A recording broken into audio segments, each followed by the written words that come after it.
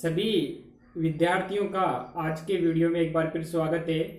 तो विद्यार्थियों, आज अपना जो पॉइंट है, टॉपिक्स जिसके अपन बात करेंगे कि अब तक अपन ने जो सेकंड लेसन है कक्षा 10 में, उसमें अपन ने ह्यूमन सिस्टम जो पढ़ रहे हैं उसके अंतर्गत अब तक अपन सबसे पहले अपन डाइजेशन सिस्टम पढ़े, उसके बाद में रेस्पिरेशन सिस्टम पढ़े। आज जो तीसरा सिस्टम है उसमें अपने पास पॉइंट है, यानी परिसंचरण तंत्र, सर्कुलेशन सिस्टम की अपन यहाँ बात करेंगे।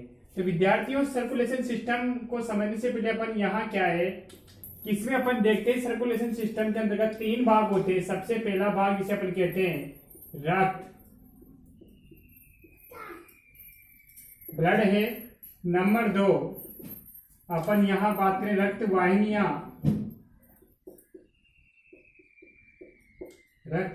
जिसके अपन बात कर सकते हैं ब्लड कैपिलर्स। यो इसके बाद में अपन जो तीसरी बात करेंगे वो होता है हृदय, जिसे अपन हार्ट कहते हैं। हृदय की अपन बात कर देंगे। तो ये जो है तो तीन भाग है। इन तीनों भागों में सबसे पहला अपन बात करेंगे आज विद्यार्थियों ब्लड की। ब्लड की अपन बात करेंगे।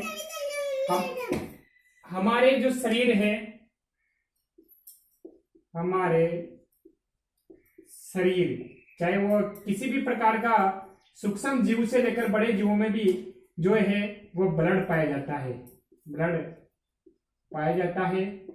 और यह क्या होता है, एक महत्वपूर्ण भाग है शरीर का। शरीर में जो ब्लड है, अगर अपन ऊतक की बात करते हैं तो ये 4 प्रकार के अपन ऊतक पढ़ते हैं। उपकला ऊतक है, संयोजी ऊतक है, इसके बाद में अपन पेशी ऊतक है या तंत्रिका ऊतक है। तो इसका जो ऊतक की अगर अपन प्रकार का बात करते हैं, जो संयोजी ऊतक हमारे शरीर का एक महत्वपूर्ण ऊतक है, तो उसमें से भी कौन सा ऊतक होगा, इसमें तरल संयोजी ऊतक। रक्त किस ऊतक का बना होता है? तरल संयोजी प्रकार का एक ऊतक है, उसे रक्त बना होता है। इसकी अपन यहां बात करेंगे। अब अपन बात करते हैं रक्त के संगठन की। रक्त का जो संगठन है विद्यार्थियों, कंपोजिशन ऑफ ब्लड, जो कि 2 प्रकार का है। 2 प्रकार से मिलकर यह बनता है। आप लोगों ने शायद 9वीं क्लास में पहले भी पढ़ा हो। सबसे पहले अपन बात करते हैं प्लाज्मा, और दूसरा अपन बात करते हैं कणिकाएं।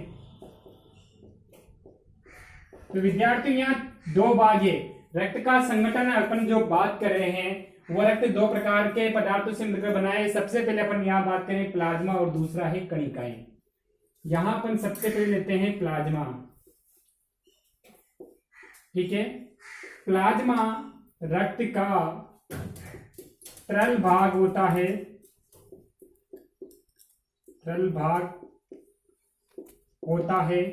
और रक्त का लगभग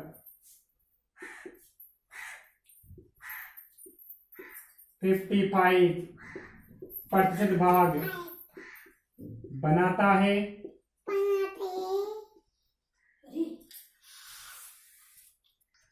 तो विद्यार्थियों, यहाँ जो 55% भाग बनाता है, इसी 55% भाग में अगर अपन बात करते हैं कि प्लाज्मा का जो संगठन है, अगर ये एक बात नोट करना विद्यार्थियों, हमारे शरीर में जो रक्त होता है उसकी मात्रा होती है 5 से लेकर 7%। अपन कुल वजन का 5 से 7% होता है। या फिर अपन बात करते हैं जैसे सामान्यतः जो रक्त होता है, सामान्यतः अगर अपन देखते हैं तो 4.5 से लेकर 5.5 केजी के रूप में, किलोग्राम में या लीटर में अपन जो लेते हैं उसमें रक्त की मात्रा होती है। तो ये यूनिट से अपन जो निकालते हैं कि कितना यूनिट उसको रक्त की अवस्था होती है, वो भी अपन यहाँ बात करेंगे। तो विद्यार्थी, एक चीज और नोट करो आप, जो रक्त है 10th क्लास के अंतर्गत, एक तो ये सेकंड लेसन में है, इसके अलावा जो अपना चौथा लेसन है प्रतिरक्षा, उस प्रतिरक्षा वाले लेसन में भी आप रक्त के बारे में पढ़ोगे। तो यहाँ इस चीज को अपन डिटेल में पढ़ाते हैं, तो वहां इसकी अवस्था नहीं होगी। तो इस चीज को आप नोट करो। शरीर में रक्त की मात्रा होती है 5 से 7%, या जो अपन लेते हैं सामने था 4.5 से लेकर 5.5 किलोग्राम के हिसाब से भी अपन रक्त की मात्रा लेते हैं। इसके बाद अपन देखते हैं जो प्लाज्मा का जो संगठन है उसके अपन जो बात कर रहे थे, प्लाज्मा में 90% अगर अपन बात करते हैं तो क्या होता है, जल होता है। जल होता है क्योंकि रक्त क्या होता है, रक्त वाहक है। हमारे शरीर के जो जितने भी होते हैं, जिसे अभी अपन रक्त के कार्य पढ़ेंगे, चाहे वह खाद्य पदार्थ का हो या अपशिष्ट पदार्थ का हो, ऑक्सीजन का हो, हर चीज की अगर अपन बात करें तो रक्त क्या होता है, उसका वाहक होता है। तो यहाँ जल होता है, और जल क्या होता है, विलायक। जल क्या करता है, शरीर में विलायक का जो कार्य करता है, क्योंकि रक्त घोलने का कार्य करता है। इस वजह से जो जल की मात्रा होती है वो रक्त में 90% होती है प्लाज्मा भाग में। इसके अलावा अगर यहाँ पर बात करते हैं प्रोटीन्स, रक्त में जो प्रोटीन्स है वो होती है एल्बुमिन। एल्बुमिन प्रोटीन के रूप में भी ये पाया जाता है। इसके अलावा एक और अपन बात करते हैं ग्लोब्यूलिन्स, जो प्रोटीन है उसके रूप में भी ये पाया जाता है। इस प्रकार इसमें प्रोटीन है, कार्बोहाइड्रेट है, उसकी मात्रा होगी, साथ में वसा है, या फिर अन्य जो अकार्बनिक पदार्थ है वह अकार्बनिक पदार्थों की अगर अपन बात करते हैं, कार्बनिक व कार्बनिक पदार्थ कम से कम 5, जो अपन 90% भाग जल हो गए। इसके बाद में यानी 8 से लेकर 9 जो प्रतिशत भाग है वह कार्बनिक और अकार्बनिक पदार्थ की मात्रा, जिसमें जो गैसें हैं वो भी इसमें पाई, जैसे नाइट्रोजन गैस है, वो अन्य जो चीजें हैं वो इसे रक्त वाले भाग के जो प्लाज्मा भाग है इसके रूप में वह पाई जाती है। तो विद्यार्थी चीजों को भी आप नोट करें। इसके बाद अपन बात करते हैं प्लाज्मा के बाद जो दूसरा भाग होता है रक्त का, इसके अभी अपन ने बात की थी, वह है कणिकाएं। कणिकाएं जो रक्त का भाग बनाती है उसको आप नोट करें। कणिकाएं रक्त में कार्पसल जिसे अपन कहते हैं, तो यहां देखिए रक्त कणिकाएं, रक्त कणिकाएं, जो रक्त कणिकाएं होती है वो 3 प्रकार की होती है। कितने प्रकार की? 3 प्रकार की होती है। इस चीज को आप नोट करें। रक्त में जो कणिकाएं होती है वो 3 प्रकार की होती है, और रक्त का कम से कम कितना भाग बनाती है? 45% भाग। जैसे अपन बोलते हैं 40 से 50%, तो अपन जो औसत होगा वो 45% भाग के करीब में आता है। तो विद्यार्थियों जो कणिकाएं होती है वह 45 से लेकर प्रतिशत भाग के रूप में होती है। अब यहाँ पर बात करते हैं 3 प्रकार की। सबसे पहले इनको आप नोट करें, आरबीसी, लाल रक्त कणिकाएं, red blood corpuscles, red blood corpuscle जिसे अपन कहते हैं। नंबर 2 की अगर अपन बात करते हैं, सफेद रक्त कणिकाएं, इसकी भी आप नोट करें। सफेद को अपन के व्हाइट यानी WBC, इसकी भी अभी अपन बात करें तो व्हाइट ब्लड कार्पसल्स। और तीसरी के रूप में अपन पढ़ते हैं वह प्लेटलेट्स, प्लेट्स या थ्रोम्बोसाइट्स भी अपन इसे कहते हैं, थ्रोम्बोसाइट्स या फिर इसे ग्लूकोसाइट्स, कई नामों से अपन इसे जानते हैं। तो प्लेटलेट्स की अपन यहाँ, तो विद्यार्थियों यहां सबसे पहले अपन बात करते हैं आरबीसी की।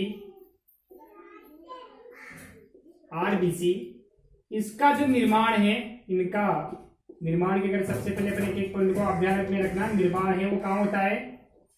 Bone marrow.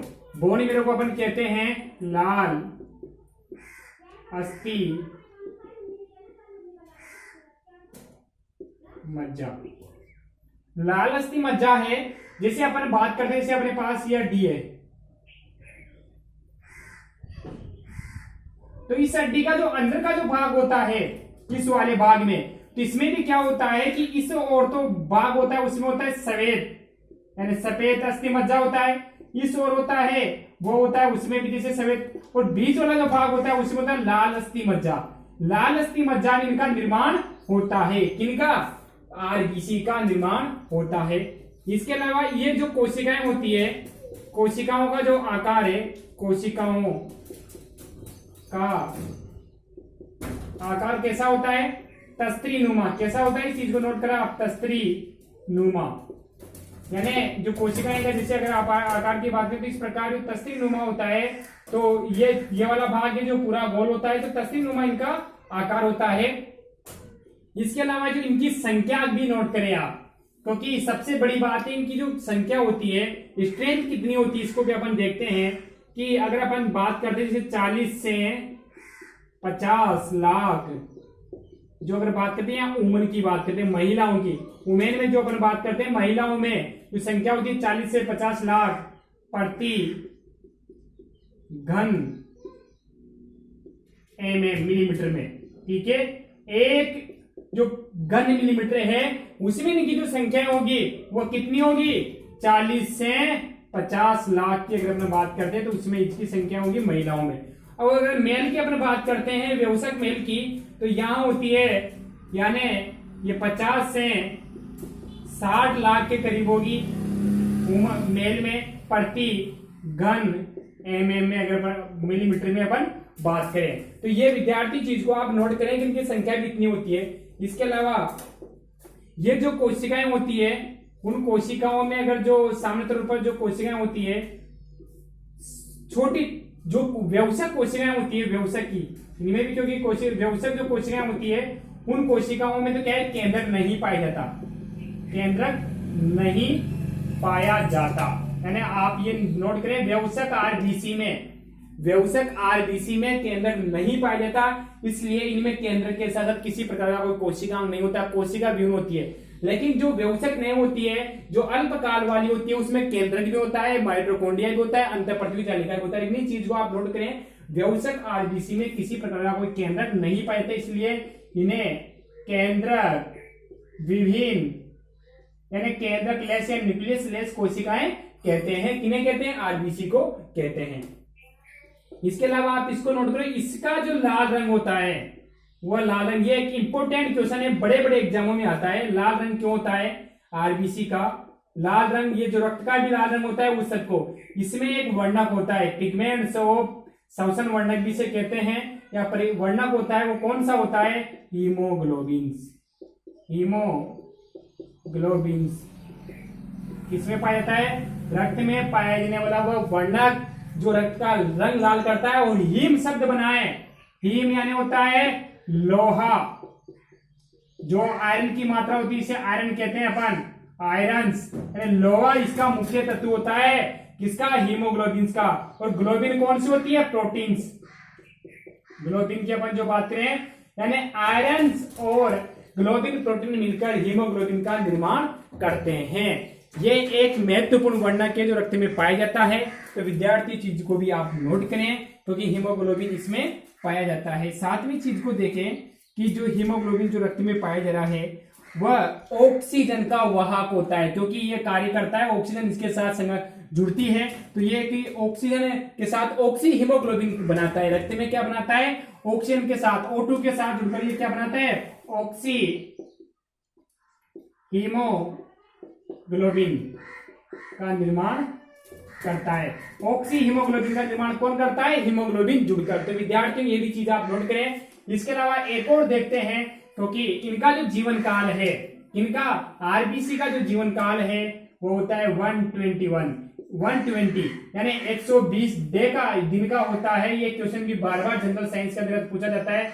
तो विद्यार्थी जो रक्त की अपन ने बात की थी, इन सभी क्वेश्चनों में जनरल साइंस के क्वेश्चन प्योर यानी हर एग्जाम में कॉम्पिटिटिव पेपरों में आते हैं। तो इसको भी आप यहां से नोट करें कि इनका जीवन काल 120 दिन का होता है। इसके बाद अपन लेते हैं नंबर 2, जो अपन बात करेंगे WBC। इसकी विद्यार्थियों WBC कोशिकाएं, ये इनको क्या कहते हैं, रोग प्रतिरोधक।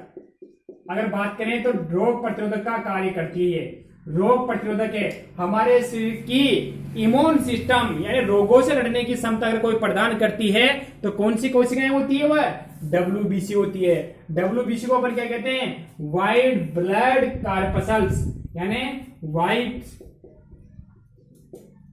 ब्लड कार्पसल्स, यानी व्हाइट ब्लड कार्पसल्स कौन सी कोशिकाएं होती है? श्वेत रक्त कणिकाएं होती है। अब यहां पर बात करेंगे इनकी संख्या की। अगर सबसे पहले बात करते हैं तो 7 से लेकर 10,000 प्रति घन mm होती है, यानी इनकी संख्याएं बहुत कम होती है। कणिकाओं की अगर हम बात करें 90% जो कणिकाएं होती है वो कौन सी होती है? आरबीसी कोशिकाएं होती है। इनकी संख्या रक्त में बहुत कम होती है। ऐसे नहीं, यानी ज्यादा जो मात्रा, अगर 90 से बात करें तो 90 से 99% जो मात्रा होती है वो किसकी होती है? आरबीसी की होती है। इसके अलावा इन्हीं कोशिकाओं में क्या होगा? केंद्रक पाया जाता है, केंद्रक पाया जाता है। और एक बात और नोट करो, इनमें किसी भी प्रकार का क्या वर्णक नहीं पाया जाता, वर्णक नहीं पाया जाता। इस कारण कैसी दिखाई देती है? बिल्कुल सफेद दिखाई देती है, सफेद होती है, यानी वर्णक कोई नहीं होता है। जैसे आरबीसी की अपन ने बात की, आरबीसी में जो वर्णक है वो कौन सा था? आरबीसी में जो वर्णक था वो कौन सा था? हीमोग्लोबिन था। लेकिन डब्ल्यूबीसी में किसी भी प्रकार का कोई वर्णक नहीं पाया जाता। साथ में अगर यहां बात करें तो कि इनके जो प्रकार है, डब्ल्यूबीसी जो प्रकार है वह सबसे पहले ये भी कई भागों में बटी हुई थी। 3 भागों को आप नोट करें। डब्ल्यूबीसी के ऊपर बात करें क्योंकि यहाँ डिटेल में नहीं जा रखा, उनका प्रकार दिया है। सबसे पहले अपन बात करते हैं कणिका युक्त इसे इंग्लिश में मतलब ग्रेनुलोसाइड्स या ल्यूकोसाइड्स कहते हैं, और यह है अकणिका युक्त। यह भी 3 प्रकार की होती है। अगर यहां पर इसकी बात करें, सबसे पहले है न्यूट्रोफिल्स। न्यूट्रोफिल्स का मतलब है उदासीन, जो कि बक्साणु का कार्य करती है। न्यूट्रोफिल्स होती है बक्साणु, यानी जीवाणु को मारने का कार्य, जो रोगाणु आते हैं उनको मारने का कार्य करती है। दूसरी, तो देखिए विद्यार्थियों, यहां पर जो न्यूट्रोफिल्स है इसके साथ अपन यहां पढ़ेंगे इयोसिनोफिल्स। इयोसिनोफिल्स,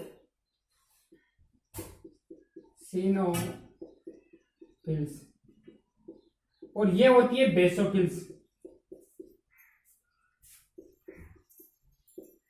तो विद्यार्थी यहां अगर अपन बात करते तो ये डिटेल में नहीं है, यहां पर सिलेबस में डिटेल में नहीं है, लेकिन फिर भी मैं बात बता दूं, ये जो कोशिकाएं होती है, ये जो रोगाणु होते हैं इसमें प्रवेश करने वाले, उनको नष्ट करने का या मारने का कार्य करती है।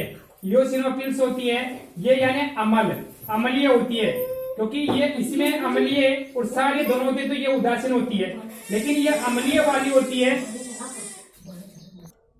तो यहाँ अपन जो न्यूट्रोफिल्स की बात करते हैं वह होती है अम्लीय और दोनों यानी उदासीन होती है। तो ये बक्सकण यानी बक्सण की अपने बात करें तो जो रोगाणु आते हैं उनको नष्ट करने का कार्य करती है। इयोसिनोफिल्स होती है, इयोसिनोफिल्स क्या होती है? इसमें एक प्रकार का, जिसके ऊपर बात करें हिपेरिन्स, ठीक है। इसके अलावा एक और होता है जिसे अपन कहते हैं स्टेमिन। स्टेमिन क्या होता है? जो प्रति एलर्जिक पदार्थ होता है, जो एलर्जी होती है उस एलर्जी को रोकने वाला, यानी एंटी एलर्जिक जो है वो पदार्थ होता है स्टेमिन, जो इसमें पाया जाता है, इसका भी कार्य करता है। बेसोफिल्स होता है जिसमें कि ये सारे होता है बेस, यानी बेस को अगर इंग्लिश में अपन बोलते हैं, सारे को बेस बोलते हैं, तो सारे जो है उसमें स्टेमिन और रिपेरिन दोनों प्रकार के पाए जाते हैं। इसके बाद अपन बात करते हैं अकणिका युक्त। अकणिका युक्त भी 2 प्रकार की होती है, एक तो होती है लिम्फोसाइट्स और दूसरी होती है मोनोसाइट्स। विद्यार्थी दोनों चीजों को नोट करें। लिम्फोसाइट भी कई प्रकार की होती है, 3 प्रकार की, टी लिम्फोसाइट्स है या टी किलर है, इस प्रकार की होती है। तो ये क्या करती है? ये हमारे शरीर में कई प्रकार के, जैसे फाइब्रोब्लास्ट है, फाइब्रो जो ब्लास्ट होता है उनका निर्माण करना है, या रोग प्रतिरोधक क्षमता का प्रदान करना है। मोनोसाइट से उसका जो कार्य होता है वह बक्साणु का होता है, बक्साणु। ये जो लिम्फोसाइट्स है उसमें मैक्रोफेज भी होती है, मैक्रोफेज कोशिका जिसे सैनिक कणिकाएं भी कहते हैं, जो आने वाले जो होते हैं उनको नष्ट करने, यानी जो रोगाणु होते हैं उनको नष्ट करने का कार्य करती है। विद्यार्थियों इसके बाद अपन बात करते हैं, क्योंकि ये लंबा टॉपिक हो गया, तो इसको बाद अपन जो नया टॉपिक है वो अलग से लेंगे अपन अगले वीडियो में। इसके बाद प्लेटलेट्स की अपन जो बात करें प्लेटलेट्स होती है, इसके बारे में आपने बात की थी, जो रक्त स्कंदन का कार्य करती है। रक्त स्कंदन, रक्त का जो थक्का है उसका कार्य करना, यानी जब चोट लगती है, चोट लगने पर उस स्थान पर स्लिंग रक्त को बहने से रोकने का अगर कोई कार्य करती है तो कौन करती है? रक्त स्कंदन यानी प्लेटलेट्स, थ्रोम्बोसाइट्स करती है। इनकी जो संख्याएं होती है आप लोगों को पता है, डेंगू बीमारी की संख्या कम हो जाती है। 1.5 लाख से लेकर 4 लाख अगर अपने बात करें तो 4 लाख इनकी संख्या होती है प्रति घन एमएम में। ठीक है, ये संख्या इसकी नोट करें। साथ में इनका निर्माण होता है, वह कहाँ होता है? लाल अस्थि मज्जा में होता है। इन कोशिकाओं में भी कोई किसी प्रकार का केंद्रक नहीं पाया जाता। तो विद्यार्थियों, यहाँ तक जो वीडियो था, ये जो अपन ने पढ़ा है वो टॉपिक था अपने पास ब्लड्स। विद्यार्थियों, ब्लड्स में भी बहुत सारी जो बातें हैं, लेकिन वीडियो की उसको देखते हुए आपको अगले वीडियो में ये चीजें मिलेगी। जैसे रक्त के अपन बात करें कि रक्त में कौन कौन से एंटीजेंस पाए जाते हैं, रक्त के जो ग्रुप्स है ए बी ओ, साथ में जिसे अपन कहते हैं AB, उसकी भी अपन बात करेंगे। तो इन चीजों को आप नोट करें साथ में, और लाइक्स और कमेंट्स करना ना भूलें। अगर किसी ने सब्सक्राइब नहीं किया है तो सबसे पहले सब्सक्राइब भी जरूर करें, और विद्यार्थियों जहां तक हो अधिक से अधिक विद्यार्थियों तक इस चीज को पहुंचाए। धन्यवाद।